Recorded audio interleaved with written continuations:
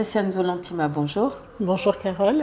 Merci d'avoir accepté notre invitation. C'est un plaisir pour moi. En regardant votre profil et tout ce que vous faites par rapport aux femmes, donc je rappelle que vous êtes fondatrice de Working Ladies et que vous êtes une des féministes du continent africain qui contribue à l'émancipation des femmes et des jeunes filles pour le développement du continent. C'est bien ça? Effectivement. Vous avez même réussi à piquer ma jalousie parce que j'ai noté que vous avez rencontré le président Obama. Oui, effectivement. Et donc, du coup, je suis tentée de vous dire, quelle est votre définition du mot pouvoir? Alors pour moi, le pouvoir, c'est pouvoir accorder son temps pour pouvoir améliorer sa communauté, pouvoir changer les choses. Parce que lorsqu'on a le pouvoir, la première chose qu'on doit se faire, c'est pouvoir donner des meilleures conditions de vie aux personnes qui nous regardent.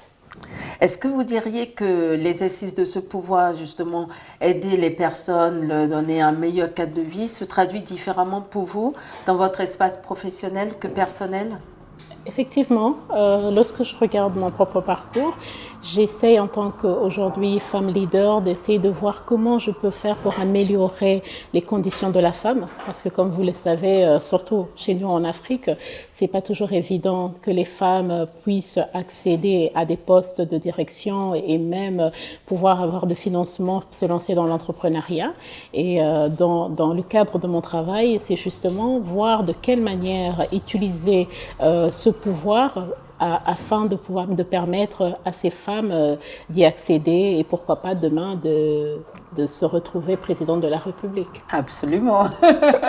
Et dans votre espace personnel, est-ce que ça se traduit de la même manière? Oui, ça s'est traduit de la même manière. Alors j'ai créé il y a 5 à 6 ans une fondation qui s'appelle Working Ladies, dont l'objectif c'est vraiment de pouvoir aider la femme à découvrir son plein potentiel pour justement ne jamais se contenter d'à peu près et ne pas accepter qu'on lui accorde une position lorsqu'elle mérite plus. Parce que pour moi, le vrai pouvoir se trouve entre les mains des femmes entrepreneurs. Parce qu'elles créent de l'emploi, elles changent l'avenir, elles créent également, elles contribuent à l'économie du pays. Et c'est vers elles que je pense qu'il faille donner beaucoup plus de pouvoir et beaucoup plus d'assistance, et raison pour laquelle j'en ai vraiment fait mon champ de bataille.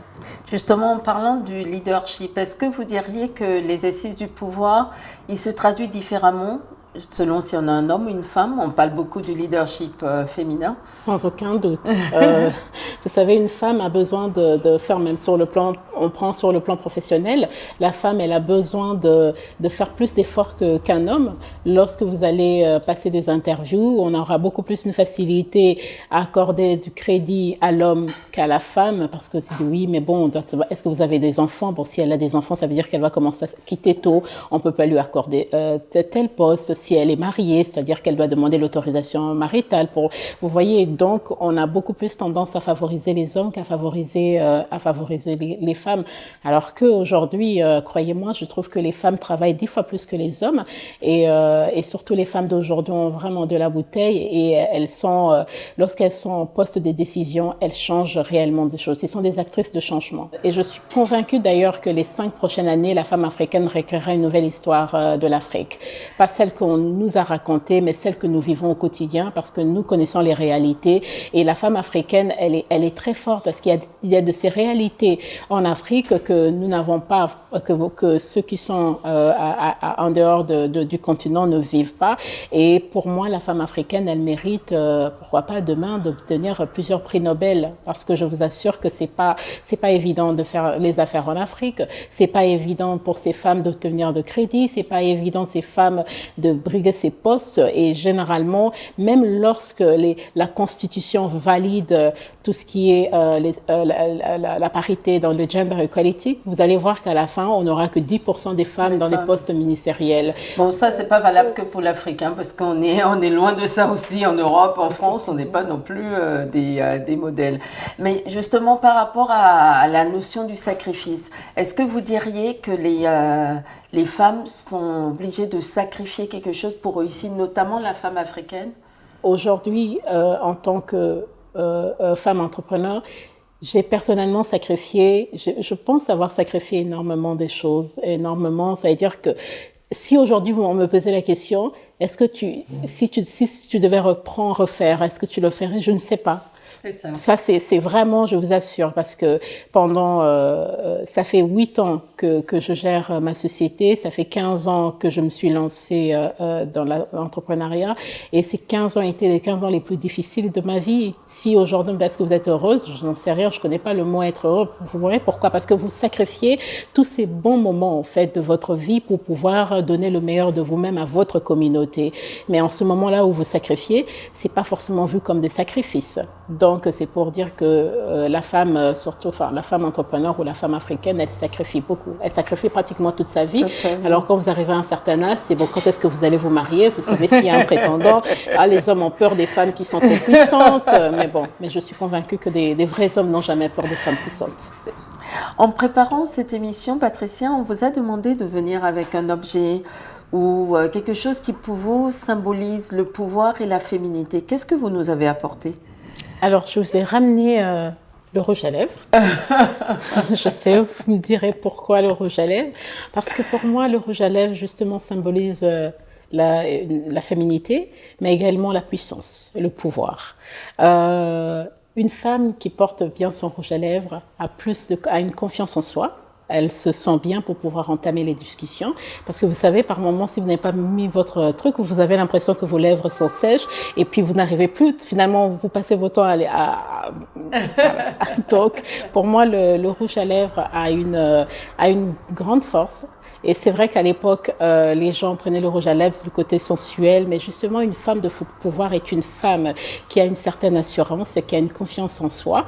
Et une fois qu'elle porte son rouge à lèvres, elle sait encore mieux discuter. Très bien. Et déstabiliser les hommes. Waouh. Je vois qu'il est rouge en plus. Effectivement, il faut qu'il soit bien rouge.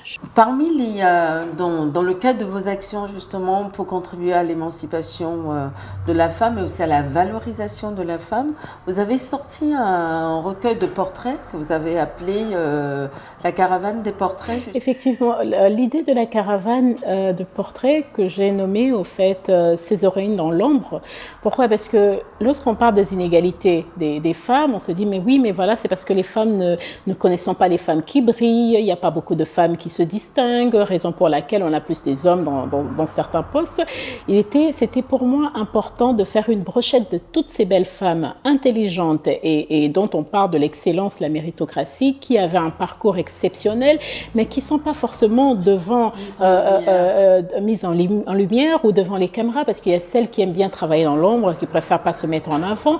Et il était vraiment important de montrer, non, regardez, nous avons des femmes intelligentes, dynamiques, qui changent les choses, qui sont vraiment des vraies actrices de changement. Si vous étiez un animal, lequel seriez-vous? La tortue.